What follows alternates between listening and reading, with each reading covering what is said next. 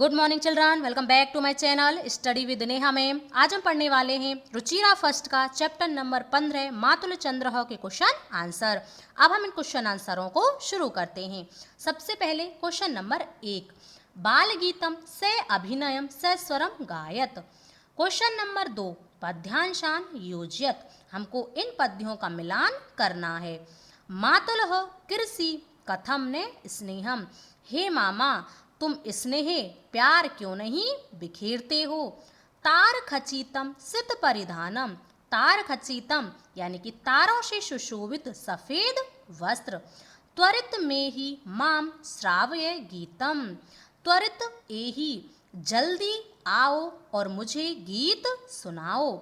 अतिशय विस्तृत नीलाकाश, अत्यधिक विशाल नीला आकाश।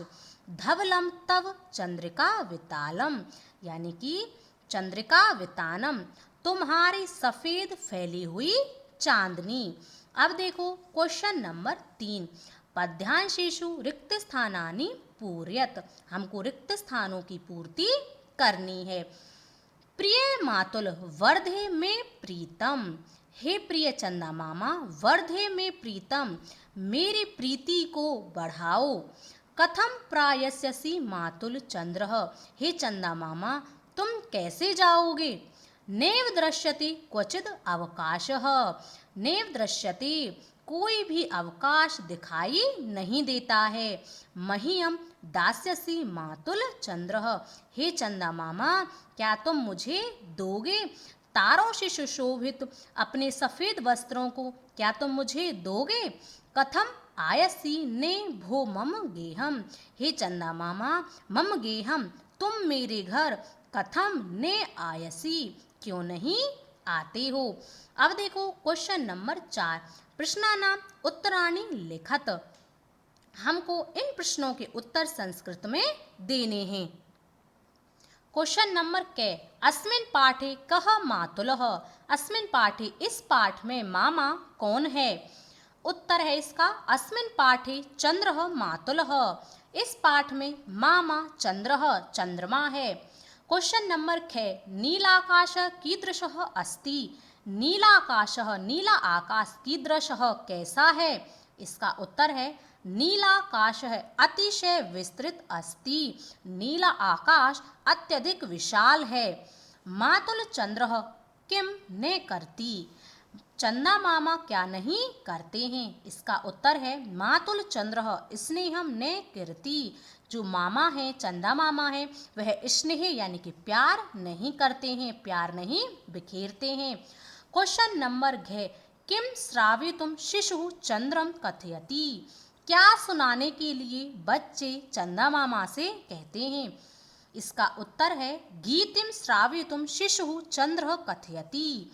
गीत सुनाने के लिए बच्चे चंदा मामा से कहते हैं। चंद्रस्य सित परिधानम कथम अस्ति। चंद्रमा के सफेद वस्त्र कैसे हैं। कथम यानी कि कैसे। इसका उत्तर है चंद्रस्य सित परिधानम तार खचितम अस्ति। चंदा के सफेद वस्त्र तार खचितम यानी कि तारों से सुशोभित हैं। इन क्वेश्चन आंसरों को आप 1-2 बार अपनी कॉपी में लिख करके रिवीजन करें। ये जो आपके क्वेश्चन हैं इनके आंसर आप याद तो कर लेते हो परंतु आप लिख नहीं पाते हो, तो इनको इसीलिए आप 1 बार 2 बार अपनी कॉपी में लिख करके इनका रिवीजन अवश्य करें।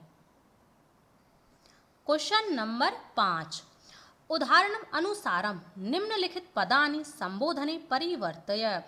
यहाँ पर हमको शब्द दिया गया है जैसे चंद्र, हमको इसकी संबोधन में विभक्ति बनानी है, तो शब्द बनेगा चंद्र।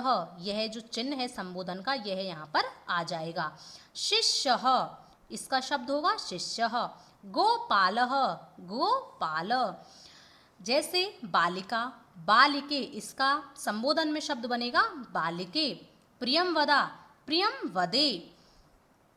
लता का लते। फलम का फलः। मित्रम का मित्रः। पुस्तकम का पुस्तकः। रवि का संबोधन में शब्द बनेगा रवे। मुनि का मुने। कवि का कवे।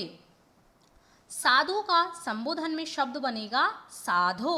भानु का भानो, पशु का पशो, नदी का नदी, देवी का देवी और मानिनी का मानिनी। यहाँ पर आपको इस संबोधन का चिन्ह अवश्य लगाना है, इसको आप लगाना ना भूलें।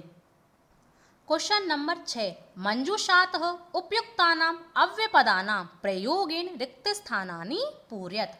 हमको मंजूषा में से अव्यय शब्द लेकर के रिक्त स्थानों की पूर्ति करनी है। जगन्नाथपुरी कुत्र अस्ति, जगन्नाथपुरी कुत्र कहाँ है, तो यहाँ पर आ जाएगा कुत्र। त्वं कदा पुरी गमिष्यसि, तुम कदा यानी कि कब पुरी जाओगे, तो यहाँ पर आ जाएगा कदा। गंगा नदी कुतः प्रवहति, गंगा नदी कुतः यानी कि कहाँ से प्रवाहित होती है, तो यहाँ पर आ जाएगा कुतः। तव स्वास्थ्यम कथम अस्ति, तव स्वास्थ्यम तुम्हारा स्वास्थ्य कथम कैसा है, तो यहाँ पर आ जाएगा कथम। वर्षा काले मयूरः किम कुर्वन्ति, वर्षा के समय में मोर किम क्या करते हैं, तो यहाँ पर आ जाएगा किम। अब ये देखो क्वेश्चन नंबर 7, यह आपका लास्ट क्वेश्चन है। तत्सम शब्दान लिखत, हमको यहाँ पर कुछ शब्द दिए गए हैं, इनके हमको संस्कृत में शब्द लिखने हैं कि इनको संस्कृत में क्या कहते हैं। मामा, मामा को संस्कृत में कहते हैं मातुलः, मोर को संस्कृत में कहते हैं मयूरः, तारा को संस्कृत में कहते हैं तारकः, कोयल को संस्कृत में कहते हैं पिकः और कबूतर को संस्कृत में कहते हैं कपोतः। ये थे आपके चैप्टर नंबर 15 के क्वेश्चन आंसर, मैंने आपको बहुत ही अच्छे से करा दिए हैं। क्वेश्चन आंसरों को करने से पहले आपको चैप्टर का हिंदी अनुवाद अच्छे से आना चाहिए। यदि आपको चैप्टर का हिंदी अनुवाद अच्छे से आता है तो आपको क्वेश्चन आंसर भी बहुत ही सरलता से याद हो जाते हैं। एक बार 2 बार इनका रिवीजन कर लेना, आपको बहुत ही अच्छे से याद हो जाएंगे। यदि वीडियो अच्छा लगा हो, पढ़ाने का तरीका पसंद आया हो, तो वीडियो को लाइक करें, शेयर करें और चैनल को सब्सक्राइब अवश्य कर लें। अब हम मिलेंगे नेक्स्ट वीडियो में, तब तक के लिए धन्यवाद।